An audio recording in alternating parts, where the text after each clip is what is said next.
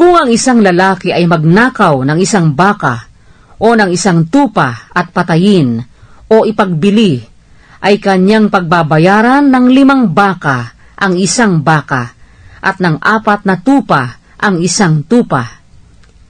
Kung ang isang magnanakaw ay masumpungan na naninira at masaktan na anupat na matay, ay hindi aariing mamamatay tao ang pumatay.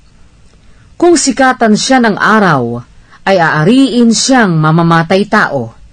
Siya'y dapat magsauli ng kabayaran.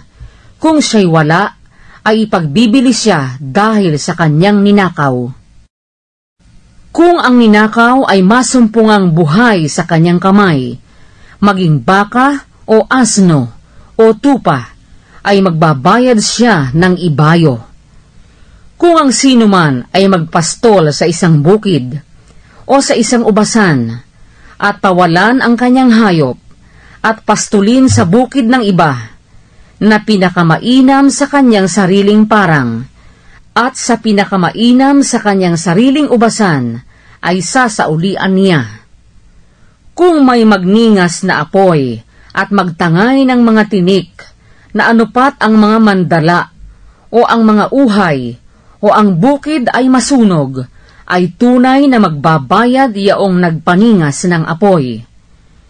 Kung ang sino man ay magpatago sa kanyang kapwa ng salapi o pag-aari at nakawin sa bahay ng taong yaon, kung masumpungan ang magnanakaw, ay magbabayad ng ibayo. Kung hindi masumpungan ang magnanakaw, ay lalapit ang may-ari ng bahay sa Diyos upang maalaman kung hindi niya pinakialaman ang pag-aari ng kanyang kapwa.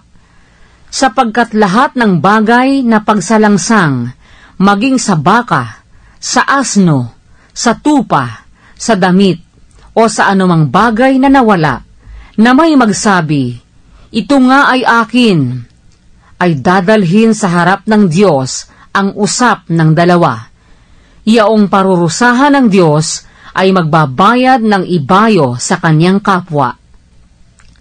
Kung ang sino man ay maghabilin sa kanyang kapwa ng isang asno, o ng isang baka, o ng isang tupa, o ng anumang hayop at mamatay, o masaktan, o maagaw, na walang nakakakitang sino man, ay pamamagitanan silang dalawa ng pagsumpa sa Panginoon, kung hindi niya pinakialaman ang pag-aari ng kanyang kapwa, at tatanggapin ng may-ari, at siya'y hindi magsasauli. Datapwat, kung kanyang ninakaw sa kanya, ay sasaulian niya ang may-ari niyaon. Kung nalapa, ay dadalhing pinakapatotoo at hindi sasaulian ang nalapa. At kung ang sino man ay humiram ng anuman sa kanyang kapwa at masaktan o mamatay na hindi kaharap ang may-ari, ay walang pagsala na siya'y magsasauli. Kung ang may-ari niyaon ay kaharap, ay hindi niya sasaulian. Kung isang bagay na pinauupahan, ay ihuhulog sa kanyang kaupahan.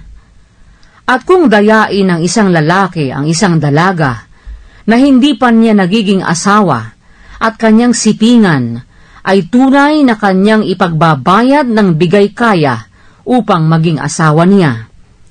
Kung itangging mainam ng kanyang ama na ibigay sa kanya, ay magbabayad siya ng salapi ayon sa bigay kaya sa mga dalaga. Huwag mong babatahing mabuhay ang isang babaeng manggagaway. Sino mang makiapid sa isang hayop ay papataying walang pagsala. Yaong maghain sa anumang Diyos, maliban sa Panginoon lamang, ay lubos na papatayin. At ang taga-ibang lupa ay huwag mong aapihin o pipighatiin man, sapagkat kayo'y naging taga-ibang lupa sa lupain ng Ehipto. Huwag mong papagdadalamhatiin ang sino mang babaeng bao o ulila. Kung iyong dalamhatiin sila sa anumang paraan at sila'y dumaing sa akin, ay walang pagsala na aking didinggin ang kanilang daing.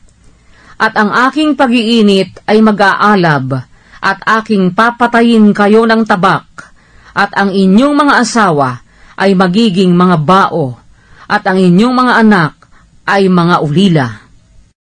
Kung magpautang ka ng salapi sa kanino man sa aking bayan, na kasama mo na dukha, huwag kang magpapakamanunubo sa kanya, nihihingan mo man siya ng tubo. Kung iyong tanggapin sa anuman ang damit ng iyong kapwa na pinakasangla, ay iyong isasauli sa kanya bago lumubog ang araw.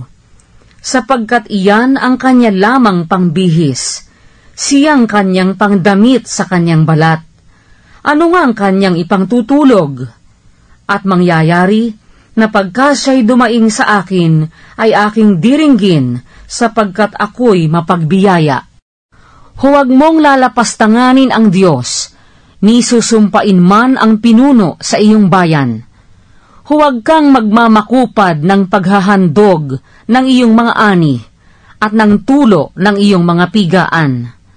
Ang panganay sa iyong mga anak na lalaki ay ibibigay mo sa akin. Gayon din ang gagawin mo sa iyong mga baka at sa iyong mga tupa.